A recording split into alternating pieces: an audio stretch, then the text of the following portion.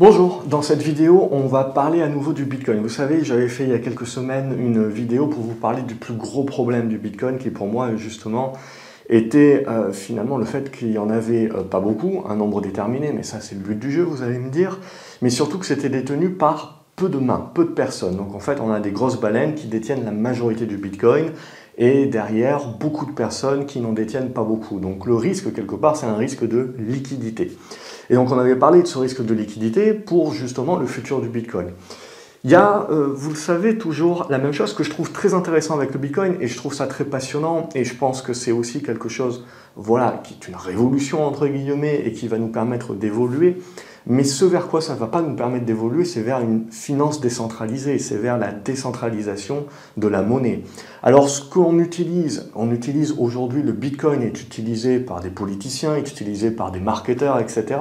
Le but du jeu, en fait, c'est toujours pareil, c'est de créer le clivage, en fait, de renforcer le clivage qui est déjà existant entre, on va dire, l'ancienne génération et la nouvelle génération. Et la nouvelle génération, justement, peut être poussée à croire que le Bitcoin ou une autre crypto-monnaie, c'est le futur et ça va être décentralisé et c'est la manière de résoudre les problèmes de dette, c'est la manière de résoudre les excès, etc. C'est magnifique, c'est une belle histoire, en effet, mais on se souvient que les problèmes de dette, c'est un problème qui est inhérent à l'espèce humaine.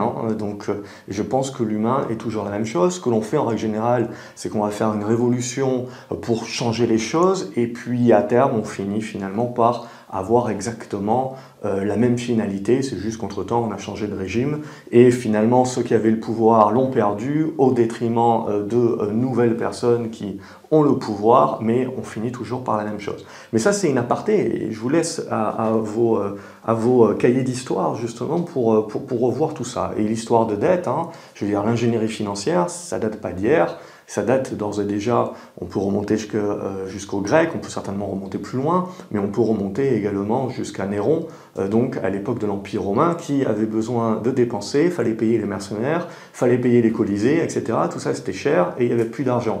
Au bout d'un moment, quand on a déjà conquis la majorité des terres, qu'on a conquis la majorité des richesses, etc., il n'y a qu'une seule solution, l'ingénierie financière, et on avait commencé donc à réduire la part d'or, la part d'argent, la part de minerais, donc dans les pièces. Gardez la même valeur faciale, vous rédigez juste la part justement de métal à l'intérieur.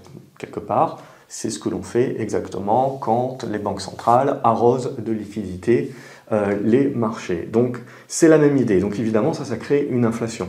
Mais on ne va pas revenir sur ça, sur cette vidéo. Le but ici c'est bien de parler de la décentralisation de la finance, qui réglerait donc les problématiques. Pour moi, l'enjeu que l'on voit clairement c'est le clivage. C'est quelque part ça qui m'intéresse le plus. C'est le côté social et de voir en fait qu'on renforce aussi des clivages, un clivage qui est déjà existant, justement entre donc les jeunes et l'ancienne façon. Mais il faut pas rêver quelque part. Je veux dire, admettons, partons dans l'hypothèse que le Bitcoin devienne en effet une monnaie de référence et vous allez me dire, eh bien, vous avez tout un paquet d'entreprises qui l'acceptent déjà, vous pouvez payer en Bitcoin. Vous avez PayPal qui l'accepte déjà. Vous avez aussi de gros investisseurs qui commencent à y investir, JP Morgan, BlackRock, vous avez même Tesla qui a acheté récemment des Bitcoins. Donc tout ça, vous allez me dire, ça prouve bien, si les grands de ce monde, si les entreprises s'y mettent, etc., qu'en effet, il y a bien quelque chose qui se met derrière. Il faut aussi penser marketing, il faut penser que ces entreprises aussi ont une envie aussi d'attirer les jeunes, d'attirer également donc et de faire partie de cette mouvance, comme je vous dis, de renforcer quelque part ce clivage. Mais au-delà de ça aussi, il y a bien entendu des raisons technologiques.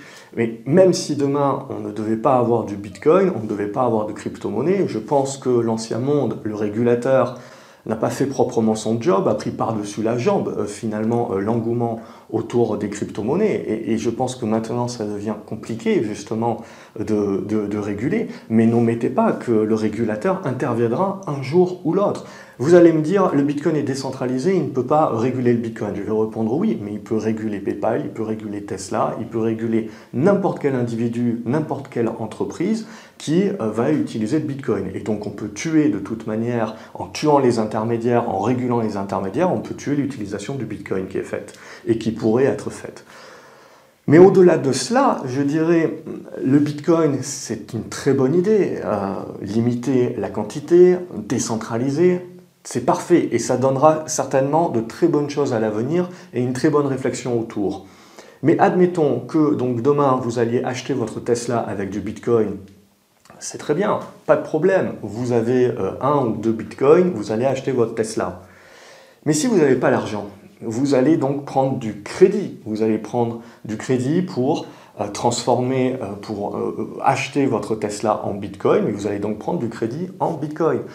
À partir de ce moment-là où on se dit, si demain le Bitcoin devient la monnaie du monde, on part en décroissance, puisqu'il n'y a pas assez de monnaie, il n'y a pas assez de richesse aujourd'hui par rapport justement à tout ce que l'on achète à crédit.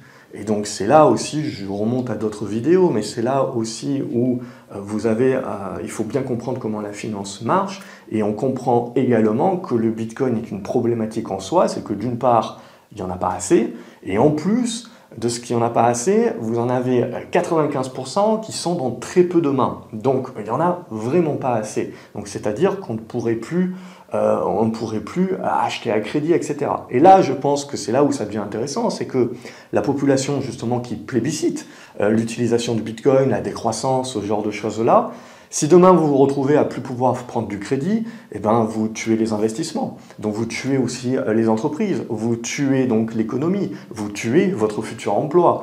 Donc évidemment, ça ne se passera pas comme ça, mais c'est là où je veux vous emmener justement, c'est au-delà du clivage qui est créé de ces légendes urbaines, de ces idées de décentralisation, etc., qui sont là pour reprendre des voix, reprendre des likes, etc., il faut bien se dire une chose, c'est que le Bitcoin ne peut pas devenir une monnaie en tant que telle, parce que tout simplement, d'une manière logique, en fait, à partir du moment où vous utilisez le Bitcoin comme une vraie monnaie et que vous commencez donc à prendre des crédits en Bitcoin, à acheter votre voiture à crédit en Bitcoin, à acheter votre maison à crédit en Bitcoin, vous avez des contreparties. Vous allez avoir des intermédiaires qui vont signer des contrats et qui vont prendre également une assurance, un truc, un machin pour avoir la contrepartie. C'est la finance et ça marche comme ça depuis la nuit des temps. Ce n'est pas quelque chose de récent. La finance n'est pas pourrie depuis 10 ans. Ça marche comme ça depuis la nuit des temps. C'est juste que la démographie explose,